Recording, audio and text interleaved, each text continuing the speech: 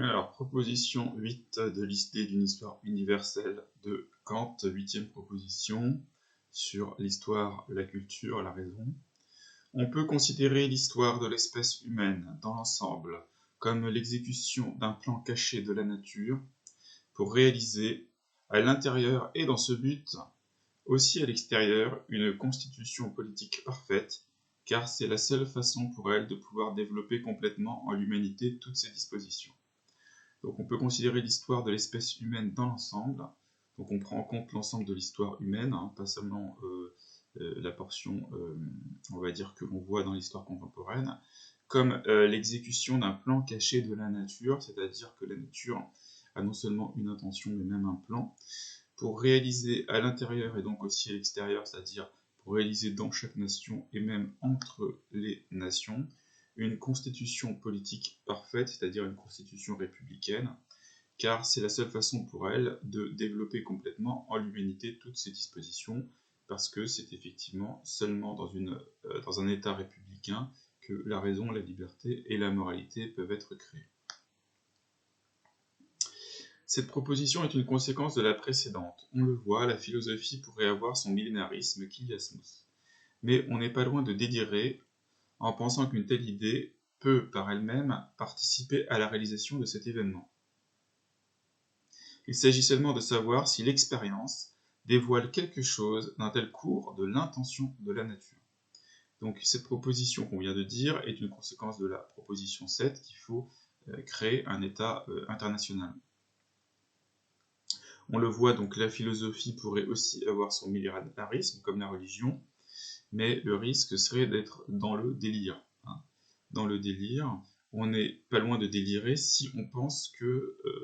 ce millénarisme, cet avènement d'un état parfait est proche. Et on en est encore très loin, mais la question en fait c'est de savoir si on peut espérer vraiment que cet état arrive, et donc si à la base, sur la base des frêles indices que l'on a, on aurait un début de réponse sur l'intention de la nature. Je dis que l'expérience dévoile peu de choses, car cette révolution semble exiger un temps si long pour s'achever qu'on ne peut, à partir de la petite portion que l'humanité dans cette intention a déjà parcourue, déterminer avec certitude la forme de sa trajectoire et la relation de sa partie au tout. De même qu'on ne peut déterminer avec certitude, à partir des observations du ciel faites jusqu'à présent, la course que notre Soleil, avec tout son régiment de satellites, prend dans le grand système des étoiles fixes, bien que pourtant à partir du fondement universel de la constitution systématique de l'édifice du monde et du peu que l'on a observé, on puisse conclure de façon assez sûre à la réalité d'une telle révolution.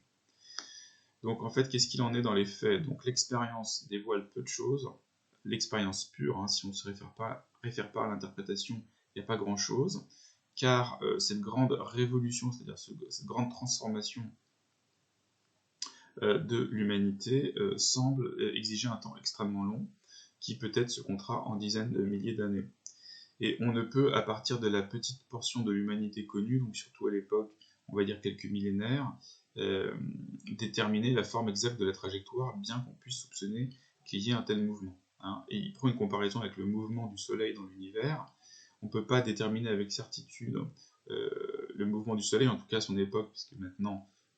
on sait qu'il tourne autour du centre de la galaxie et que la galaxie est elle-même en mouvement, à partir des observations du ciel faites jusqu'à présent, la course de notre Soleil avec tout son régiment de satellites, c'est-à-dire avec tout le système solaire. En attendant, l'espèce humaine ne peut rester indifférente même à l'époque la plus éloignée que doit atteindre notre espèce, si elle peut seulement l'atteindre avec certitude. En particulier, cela, dans notre cas, peut d'autant moins nous arriver qu'il semble que nous pourrions, par une préparation rationnelle appropriée, conduire plus vite à ce moment si réjouissant pour nos descendants. C'est pourquoi même les indices fragiles qui indiquent que nous nous rapprochons de ce moment sont pour nous tout à fait essentiels. Donc en attendant, l'espèce humaine ne peut rester indifférente à cela, même si c'est dans une époque très lointaine, parce que ça intéresse le bonheur et la finalité de notre espèce. Et on ne sait pas si c'est une certitude que ce sera atteint, mais on peut toujours espérer.